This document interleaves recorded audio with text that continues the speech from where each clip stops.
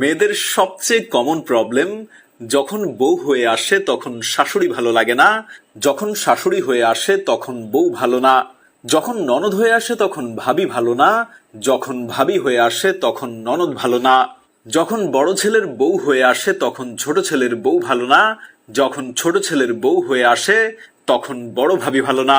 সব ভালো যখন একসাথে হয়ে যায় তখন বাড়ির কাজের মেয়েটি ভালো না। আর যদি স্বামীর কথা বলতে চান, এটা তো আজ পর্যন্ত কোনো মেয়ের কপালে ভালো পড়েই নাই। বাসায় ময়লা নিতে আসা ময়লাওয়ালাটা ভালো না, বাজারে গেলে তরকারিওয়ালার সাথেও কথা কাটাকাটি হয়ে যায়, সেও ভালো না। পাশের বাসার ভাবিও চাপা মারে, তাই সেও ভালো না।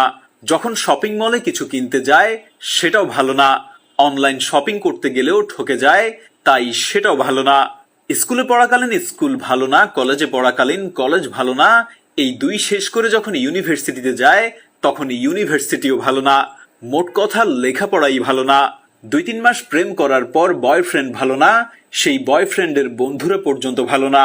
স্কুলে পড়ার সময় স্কুলের বান্ধবীরা ভালো না, টিচার ভালো না, স্কুলের দারোয়ানও ভালো না, ইভেন স্কুলের ক্যান্টিন বয়টাও ভালো না।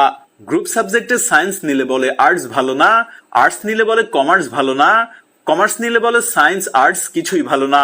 বাসায় খাবার খেলে বলে রেস্টুরেন্টে খাবার ভালো না, রেস্টুরেন্টে খাবার খেতে বসে বলে বাসার খাবার মজা না। বাবা মায়ের বড় মেয়ে হলে বলে ছোট মেয়ে ভালো না, আবার ছোট মেয়ে হলে বলে বড় আপু ভালো না। বাচ্চা হলে বলে বাচ্চা ভালো না, আবার বাচ্চা না হলে সেটাও ভালো না।